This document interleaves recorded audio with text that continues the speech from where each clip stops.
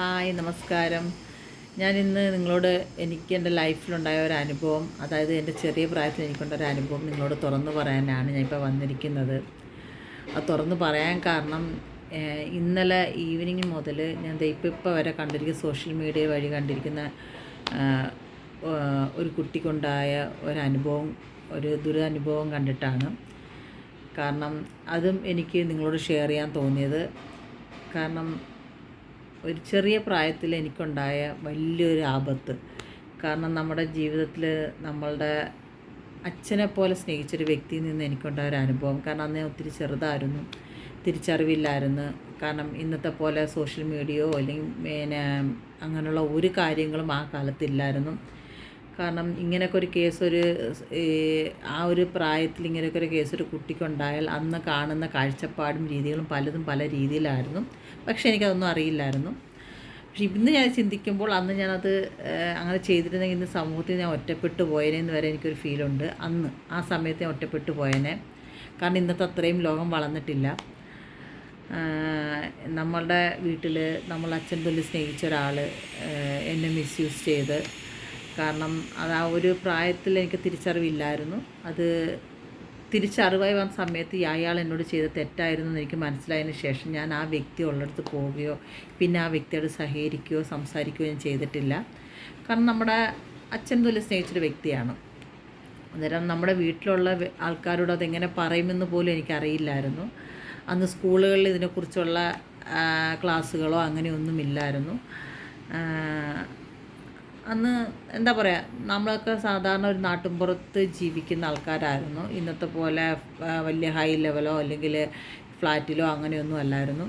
പിന്നെ ഇടയ്ക്കിടയ്ക്ക് ശബ്ദമൊന്നും ഇതാവും, കാരണം ഈ ഫ്ലാറ്റിൽ പണികൾ നടന്നുകൊണ്ടിരിക്കും ഓരോ ഫ്ലാറ്റിലും, അതാണ് ഈ സൗണ്ട് വരുന്നത്.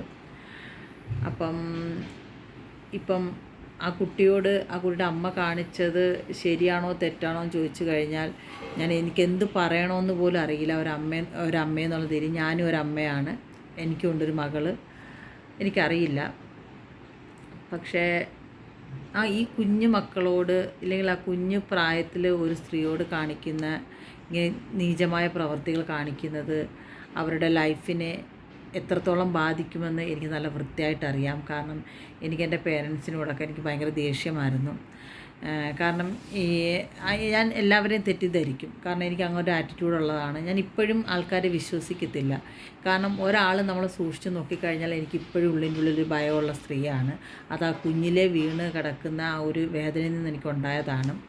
അറിയാതെ ഒരാൾ തട്ടിയാൽ പോലും ഞാനതൊരു ഒരു നെഗറ്റീവ് രീതിയിൽ എനിക്കിപ്പോഴും ഫീൽ ആവാറുണ്ട്. അപ്പം ഞാൻ പറയുന്നത് ഇത്രയേ ഉള്ളൂ. നമ്മളുടെ മക്കളെ നമ്മളെപ്പോഴും സൂക്ഷിക്കുക. നമ്മുടെ മക്കളെ ആരെടുത്തും അധികം ഇട കൊടുക്കാതിരിക്കുക. ഇപ്പോഴത്തെ കാലം പറഞ്ഞാൽ നടക്കില്ലെന്ന് എനിക്കറിയാം. മക്കൾക്ക് കൂടുതൽ സ്വാതന്ത്ര്യം കൊടുക്കണം, എന്നാൽ അതിനൊരു പരിധി വെക്കുക. ആ പരിധി വിട്ട അളവിൽ നിൽക്കരുത്. ആൺകുട്ടികളായാലും പെൺകുട്ടികളായാലും ഈ നാട്ടിൽ സേഫല്ല. പെൺകുട്ടികൾ ഉണ്ടാകുന്ന ദുരിതാനുഭവം പോലെ തന്നെയാണ് ആൺകുട്ടികൾക്കും ഇവിടെ ഉണ്ടാകുന്നത്. പല രീതിയിലും ആൺകുട്ടികളും ഇതേ കണക്ക് പീഡിപ്പിക്കപ്പെടുന്നുണ്ട്, പല പെൺകുട്ടികളും പീഡിപ്പിക്കപ്പെടുന്നുണ്ട്. ഇത് ഇങ്ങനെ ചെയ്യുന്ന ആൾക്കാർക്ക് ഇതൊരു മാനസിക രോഗമാണ്. കുഞ്ഞുങ്ങളെ ഇങ്ങനെ കാണുമ്പോൾ അവർക്കുണ്ടാവുന്ന എന്ത് ഇതാണെന്ന് എനിക്ക് എത്ര ആലോചിച്ചിട്ട് മനസ്സിലാകുന്നില്ല. അന്നേരം എൻ്റെ ലൈഫിൽ എനിക്കത് ആ ഒരു മനസ്സിലുണ്ടായ ആ ഒരു സംഘർഷം ഇപ്പോഴും വിട്ടുമാറുകയും ചോദിച്ചാൽ ഞാൻ പൂർണ്ണമായിട്ടും മാറിയെന്ന് ഒരിക്കലും പറയത്തില്ല. എനിക്ക് ആ കുഞ്ഞിലെ ഏറ്റ ആ ഒരു പെയിൻ ഇപ്പോഴും എൻ്റെ ഉള്ളിൽ തന്നെ കിടപ്പുണ്ട്. അത് ഞാനൊരു 2-3-4 വർഷത്തിന് മുമ്പാണ് ഞാൻ എൻ്റെ ബ്രദറിനോടും എൻ്റെ അമ്മയോടും എൻ്റെ സിസ്റ്ററോടും ഞാൻ തുറന്ന് പറഞ്ഞത്. ഇവൻ എൻ്റെ മകളോടും ഞാൻ തുറന്ന് പറഞ്ഞത്.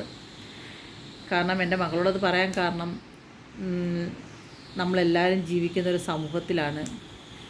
പ്രത്യേകിച്ച് ഉള്ള ഫ്ലാറ്റുകളിലും വീടുകളിലെല്ലാം ഒരുമിച്ച് ഒരു കൂട്ടത്തോടെയാണ് താമസിക്കുന്നത്. പല ആൾക്കാരെ കാണാം. പലതരത്തിലുള്ള ആൾക്കാരാണ് നമ്മൾ ഇടപെടുന്നത്. അന്നേരം അവരിൽ നിന്നും ആർക്കും നമ്മുടെ മക്കൾക്കൊരു അനുഭവം ഉണ്ടാവാതിരിക്കാൻ വേണ്ടിയിട്ടാണ് ഞാൻ എൻ്റെ മകളോട് ഇത് ഷെയർ ചെയ്തത്. നമ്മൾ ആരൊരു തുറിച്ചൊരു നോട്ടം നോക്കിയാൽ പോലും നമ്മളത് വീട്ടിൽ വന്ന് സംസാരിക്കുകയോ പറയുകയോ വേണം. കാരണം ഏറ്റവും കൂടുതൽ കുട്ടികളായിട്ട് നമ്മൾ കൂടുതൽ അടുത്താലേ ഇവർക്ക് നമ്മളോടത് ഷെയർ ചെയ്യാൻ പറ്റൂ. ഇല്ലെങ്കിൽ നമ്മൾ രക്ഷകർത്താക്കളെന്ന രീതിയിൽ അവരെ അച്ചടക്കത്തിൻ്റെ രീതിയിൽ ദൂരെ മാറ്റി നിർത്തിയാൽ അവരൊന്നും നമ്മളോട് ഇതൊന്നും ഷെയർ ചെയ്യില്ല. എപ്പോഴും നമ്മുടെ കുട്ടികളിൽ നിന്നും നമ്മളൊരു ഫ്രണ്ട്സിനെ പോലെ പെരുമാറണം. നമുക്ക് എന്തുണ്ടെങ്കിൽ നമ്മളോട് ഷെയർ ചെയ്യാനൊരു ഫ്രീഡം കൊടുക്കുക. ഇതൊക്കെയാണ് എനിക്ക് നിങ്ങളോട് പറയാനുള്ളത്. പക്ഷേ എന്നോട് ഇത് ചെയ്ത വ്യക്തി ഇന്ന് ജീവിച്ചിരിപ്പുണ്ടോയെന്നൊന്നും എനിക്കറിയില്ല. ഒരു 10-35 വർഷത്തിന് മുമ്പ് ഞാൻ അയാളെ കണ്ടതാണ്. പിന്നെ അതിനുശേഷം ഞാൻ അയാളെ കാണാനോ സംസാരിക്കാനോ നിൽക്കാറില്ല. ഒരു പ്രാവശ്യം അമ്മയുടെ കൂടെ പുറത്ത് പോയ അമ്മയുടെ നാട്ടിൽ പോയ സമയത്ത് ഈ വ്യക്തിനെ കണ്ടിരുന്നു.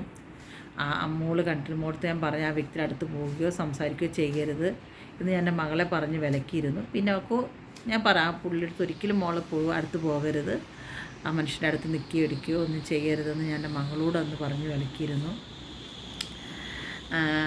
അന്ന് അവർ പോയിട്ട്, അത് ഞാൻ അബ്രോഡായിരുന്നു, പോയിട്ട് വന്നപ്പോഴാണ് എന്നോട് പറഞ്ഞ് ഇന്ന ആളിനെ കണ്ടിരുന്നു എന്ന് പറഞ്ഞത്. അപ്പോൾ തന്നെ എൻ്റെ മകളോട് പറഞ്ഞു ആ വ്യക്തിയായിട്ട് സഹകരിക്കുകയോ ഇല്ലെങ്കിൽ അടുത്ത് കൂടുകയോ ഒന്നും ചെയ്യരുത്, അയാൾ മോശപ്പെട്ട വ്യക്തിയാണ് എൻ്റെ മകളോട് പറയുകയും ചെയ്തു. അന്നേരം ആണായാലും പെണ്ണായാലും ഭയങ്കര കരുതലോട് ജീവിക്കേണ്ടതാണ് നമ്മുടെ ആൺമക്കളെയും പെൺകുട്ടികളെയും നമ്മൾ ഭയങ്കര കെയറിങ്ങോട് വേണം.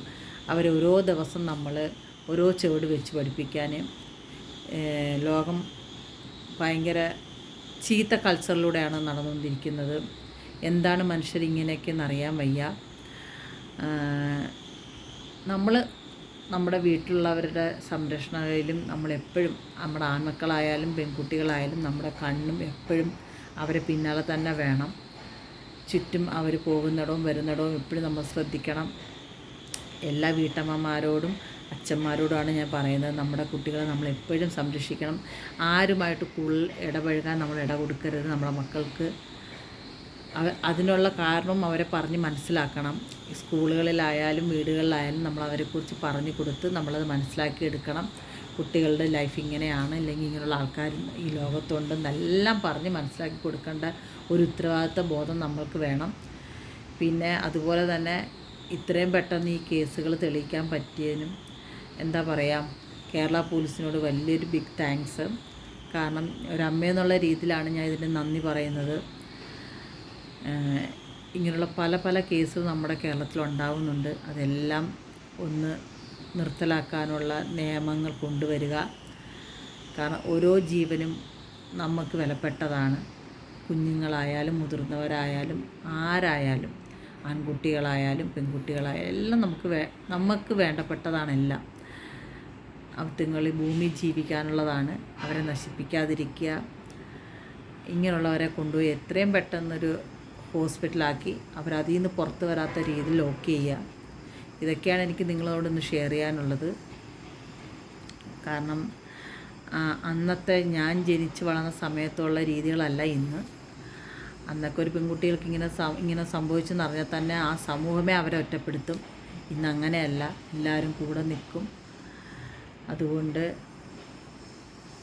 ഏതെങ്കിലും വീട്ടിൽ എപ്പോഴെങ്കിലും ഏതെങ്കിലും ആൺകുട്ടികൾക്കോ പെൺകുട്ടികൾക്കോ ഇങ്ങനൊരു അനുഭവം ഉണ്ടായാൽ അവർ രക്ഷകർത്താക്കളോട് അമ്മയോടോ അച്ഛനോടോ തുറന്ന് പറയാൻ അവരെ പ്രാപ്തരാക്കി നമ്മളെടുക്കുക. ഈ ലോകത്തെക്കുറിച്ച് വിശദമായ കാര്യങ്ങൾ നമ്മളവരെ പറഞ്ഞ് മനസ്സിലാക്കി കൊടുക്കുക.